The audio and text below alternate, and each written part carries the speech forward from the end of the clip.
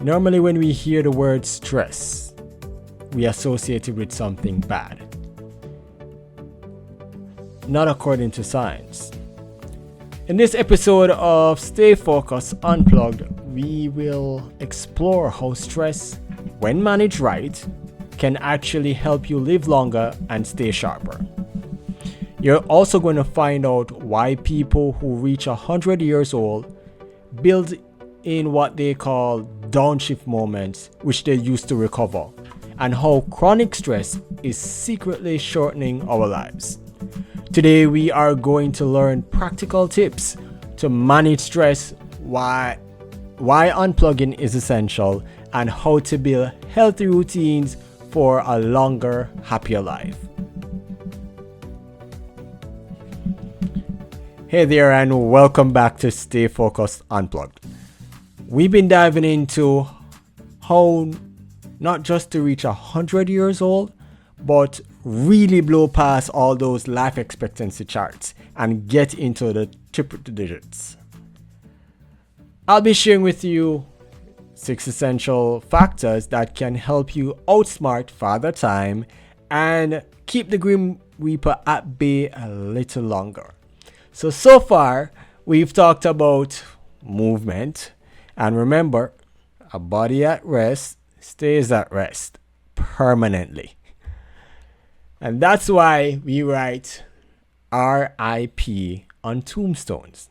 So if you want to avoid this fate before your time, I'll advise you keep moving. The second essential was purpose. You've got to take a more assertive stride to find out what your reason for being alive is. So you've got to have a reason to get out of bed every morning. Now, let's get straight into the third essential, and that is downshifting. This is all about those blocks of time where you actually hit the pause button, take a breath, and let yourself recover. We all deal with stress, and honestly, stress isn't always bad. Our bodies are built for it. Short bursts of stress can actually make us stronger, boost our immune system, and even protect against some diseases of aging like Alzheimer's. Research has also shown that people who experience moderate stress before surgery recover better than those who don't. And believe it or not, some studies even suggest stress might help prevent breast cancer and suppress estrogen production. But, and this is a very big but, chronic, never-ending stress without any relief is toxic. It leads to disease, burnout, and eventually it will literally kill us. Now, think of stress like adrenaline. It gives you superpowers in the moment. But if you stay in a halt mood for extended periods of time, your heart will explode. And that's not the goal here. In America, they are number one for depression and mental health problems. Burnout, low productivity, failed relationships, heart diseases, ulcers, you name it. They've got it. And why?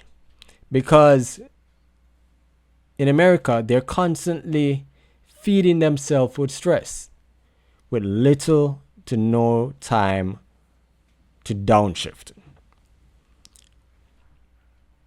We're conditioned to value how hard we work, to fear being replaced, and to always be busy. Back then it was the fear of being replaced with technology. Today, It is now the fear of being replaced with not just technology, but AI. And shifting back now, with downshifting, not being able to downshift, doesn't just hurt our creativity, but again, it's literally killing us. The people who have made it to 100 and beyond, they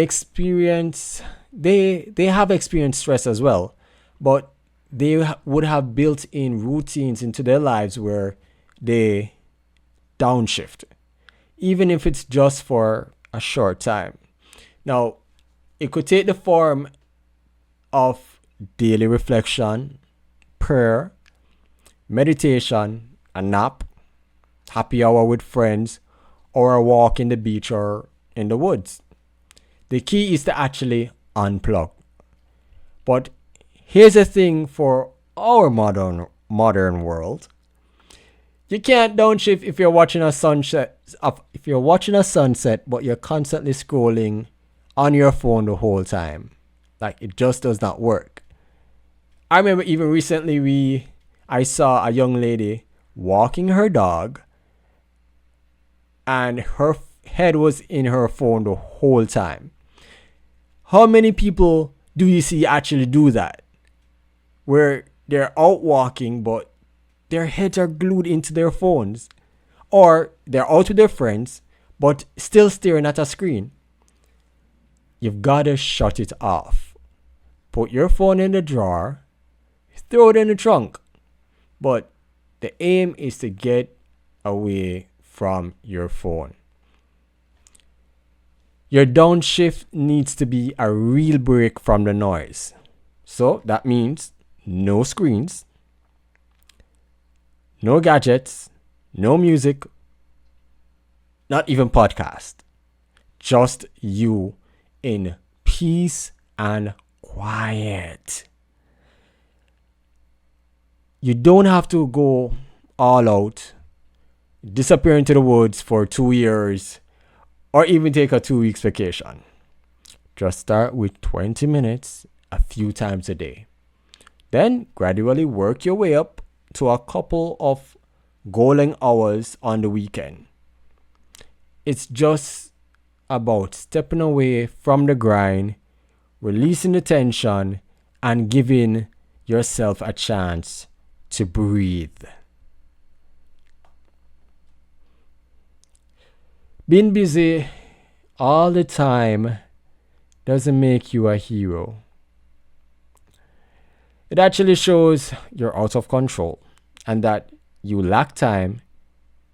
And that you don't lack time.